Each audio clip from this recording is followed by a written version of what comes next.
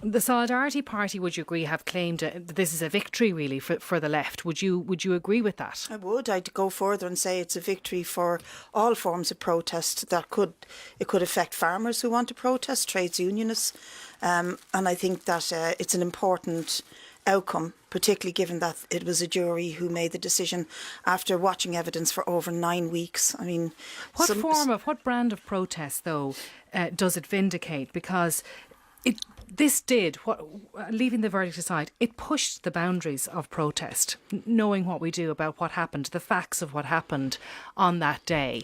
And the language, for example, that was used, and Daniel McConnell sets it out in the Examiner today, calling a woman a fat bitch, the use of the C word, saying that somebody's treacherous, a cow, a scumbag, a parasite, a traitor. I mean, does that give us licence now to use that in other protests? That's not what the trial was about, Claire. The trial was about the allegation that she and her assistant were falsely imprisoned.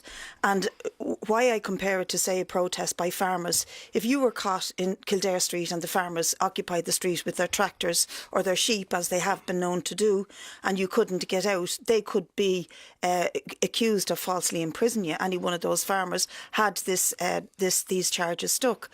Similarly, if you were caught not being able to get on a Lewis because there was a lightning strike by workers on Lewis, for example, you could be accused of not being able to get on or off Lewis. The workers could be accused of falsely imprisoned had these charges stuck. Oh no, Dale's beside you, and I think the reference to language and all is irrelevant here, because that's not what they were charged with. Well, it's not really, because I'm wondering, does it give licence? Does the verdict, in your view, give licence for that sort of stuff to happen in protest? Not at all. It's not about licence to protest. What sort of protest? It's the right to protest per se that is helped and that is protected by the verdict. And it wasn't the type of protest that the charges were about. It was the actual... I've been to the court, at least once a week. It was the actual act of false imprisonment, which carries a sentence of 20 years, a very, very serious charge. And that is what the trial was about, rather than the language that was used or whether people took videos or threw an egg at the car or whatever. It was about the actual act of false imprisonment, and that's why the verdict is so crucial. Okay, so but that case having happened and the charge, and that we'll discuss, the charge, because some people have said the DPP should not have brought that charge and should have brought a lesser charge. Is the message being delivered that all of the other stuff around that, and you mentioned the throwing of eggs, the water balloon which hit Joan Burton, we know, the language that was used, that because no charges were brought in relation to that in this instance, in this case that ended last week, that it's okay to do all of that stuff? No, that's your interpretation. It's certainly... What's your interpretation? My interpretation is that, and I'll just repeat, that the idea that these people could be charged with false imprisonment that could yield a sentence of up to 20 years has been thrown out of court by a jury that was democratically selected, properly selected, having started off where there was going to be limitations on a jury, for example. Is everything below that behaviour okay? Well, I don't know if you're asking me this about any future protests that I may attend or partake in, or what your question is about. That is not what the trial was about, Claire. You seem to be implying that the trial was about everything that happened in Jobstown. It wasn't. I'm asking you whether you agree with the behaviour at that protest that I have outlined and described, and the language used, for example, and the throwing of the items that we discussed. Well, I wouldn't use that language. I wouldn't throw those items. I don't believe that any of the accused used that language or threw those items, and I don't think that that was ever the case against them. Now, the one thing I would say, though, that to be surprised that Joan Burton and her colleague would receive a hostile reception in one of the poorest parts of Ireland after the level of austerity and cuts that were imposed on that community, to be surprised that you'd receive that you wouldn't receive a good reception is naive in the extreme. People were angry. It was at the height of the level of austerity. It was at the height of the water charges movement. That doesn't excuse the language. It doesn't excuse the levels of violence. But put it into a context, it indicates that nobody should have been surprised that Joan Burton got a hostile reception. Okay. And particularly Joan Burton herself, by the way, seeing how she was the Taoiseach and one of the instigators of the level of austerity, water charges, etc. So it was something that was of the time, and as you say... It's of a time.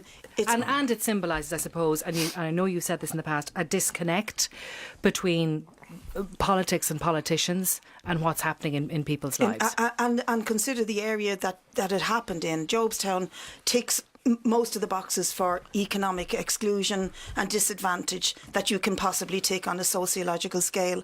And everybody knows it as one of the hardest areas to live in because of the levels of unemployment, lack of education attainment, etc., etc. So in a context, I think nobody should be surprised that there was hostility to the Taoiseach of the day, who allegedly came from the party on Luc Dibre, the party of the working people, and then implements this massive level of austerity and the vicious water charges. Okay. Owen O'Dell, you were shaking your head at certain points there during what Brid had to say. What didn't you agree with? Well, I'll say what I agreed with first, which is that there are constitutional rights to expression and assembly and to make political protest in the way that Brid has been talking. What I disagree with is her characterisation of the effects of normal demonstrations being potentially a false imprisonment. Just because you can't leave a building by one door doesn't mean to say that you're falsely imprisoned in it. Just because the Luas can't move doesn't mean that therefore you can't get to your destination, doesn't mean that there is false imprisonment. So I think Brid was trying to exaggerate, very appropriate for the DPP to bring that charge. Just because a case is not successfully brought to a conclusion by the prosecution. Whether the DPP actually looked at the video evidence, which even the judge said is crucial in this case. She even advised the jury to take that into consideration. And in Paul Murphy's article that he posted late last night on the Journal, he's actually calling for the other defendants the 11 defendants that remain to face trial, for those charges to be dropped, because further prosecutions based on the same investigation shouldn't proceed. And okay, I want to be careful not to go too far down that line, because they're live Murphy's cases. Article in the Journal, people should read it. It's very interesting, very simple, and he challenges a lot of what the perceived wisdom of the media has been over the last day or two. Well, it's perfectly legitimate to challenge the perceived wisdom of the media. It will be a matter for the DPP and the authorities to decide whether to go ahead with the next trial, given that it's different evidence and different charges against different defendants. Okay, Finian McGrath, this was, according to Brid and the Solidarity Party and Paul Murphy, a political trial. No, I don't accept this because, first of all, this 40-day trial, and can I say as well that I welcome the verdict by the 4 women and the 7 men on the jury, and these were all lay people as well. I think it was the correct verdict.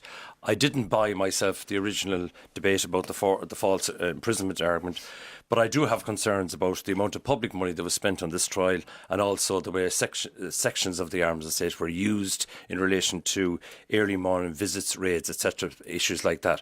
But can I also say that on the issue of the day itself and the protest, it's totally unacceptable, the amount of abuse and the amount of bad behaviour on that day. I find that there's no debate about that. That should not be accepted in any peaceful democratic society. I've been involved in peaceful democratic protests for over 25 years. The test for me is, at the time, going back 20 years ago, could I bring my daughters in the buggy? To that particular protest, when you look at the video evidence, you would not feel very safe. Who's responsible for that? Is that the leadership of I mean, if you have experience of protests... I think people have to... Of course, everybody understands the hurt and anger of people who suffer from austerity, but the vast majority of poor areas, and I have a lot of them in my own constituency, They did not.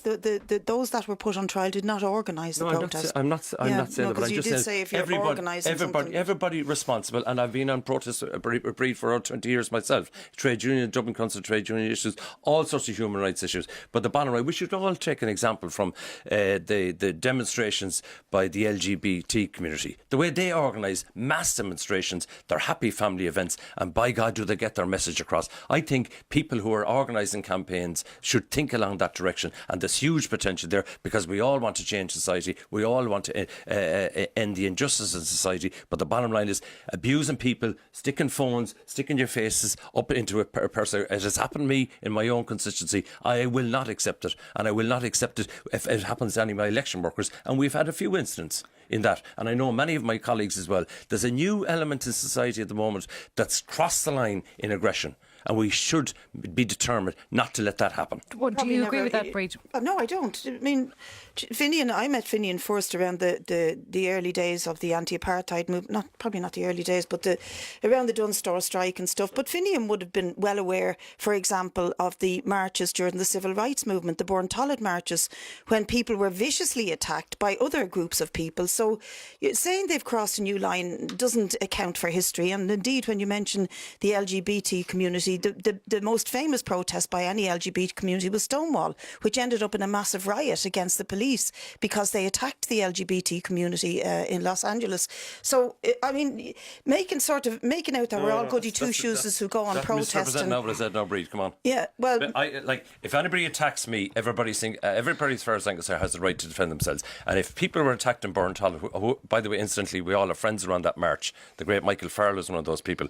Absolutely, everybody has a right to defend themselves. And if there are fascist attacks on civil rights marches, I would say everybody has a right to defend themselves. Absolutely, have no problem. Well, just wanted to clarify that not all protests are without incident. Yes, and I accept that point. The incidents in this protest, albeit that I would not engage in it myself, and most people don't, most people around felt language and stuff a lot of people felt uncomfortable, but around language and stuff like that, all I'll say to you is, because I'm not going to condemn people who behaved in this way, all I'll say to you is contextualise it of a time, of a place, and given all that was done to people in these areas, the level of anger and the level of also disrespect that people had for the government and any representative of the government was quite intense. Sounds like you're okay then with a lot of the behaviour that happened. I'm not on okay that day. with it. That's not what I'm saying. I'm saying one has to contextualise it. You can't just kind of go, oh, they're all awful people. They're the dregs, as they were referred to. And also to just generalise about everybody who was there is completely wrong. The bottom line, there were incidents, there was language used, and there was abusive behaviour. Language behaviour to people is unacceptable in this story. It's non-negotiable. I agree with you, Finian, it's unacceptable, but I don't think you go unacceptable full stop. I think you have to contextualise it and understand where it's coming from. All right, Timmy Dooley, where do you stand on this? Because... Hold on a second, I'm not talking about Paul Murphy specifically. There are others who will have access to loudhailers and microphones and PA systems. There's a responsibility on those people to ensure... if I can finish, Brid, you weren't in the court, fair. And I'd like to make a comment on some of the evidence that was in the court. You'll get your opportunity to do that. But from my limited vantage point, what I saw on footage, it was clear that people did get into a very frenzied position. Now, I doubt people left home in that frenzied position. I'm sure they came out to demonstrate in a vocal and public way, which is really important in any democracy. To calm the situation down. Yeah, but sometimes you've got to plan a little bit in that front, in terms of the administration of justice. Sorry, I just don't know, Brid, if you agree with that. I do agree with that, but what I'm amazed at is that this is what we're spending all our time discussing. But I think it's really important. I think it's really important. What is acceptable behaviour? I think what's also really important is that Gardaí gave counter evidence to what was on the video, and the judge instructed the jury about that. Can we just be careful about discussing the evidence in the case? But that's why we're not discussing it, because we have to be careful. And because I don't want to get sued, and I don't want to be in contempt of court. That's why we're being careful. But it's me that said it, not you. Yeah, well, we'll all be in trouble. Can I just bring you this text message from Sharon in Terranure? As a woman, I'm appalled and I don't accept gender-based abuse of any sort, and particularly in a public and derogatory way that it was presented. I am not by any means defending what anyone called her or said to her or did to her. I'm asking the panel here to accept that there's a context, a historical and a social context within which this happened. And if you were to uncontextualise or decontextualise it, then it just doesn't make sense at all. You can see how it may happen within a context, albeit that it's horrible and it shouldn't happen. OK. Fionn. Okay.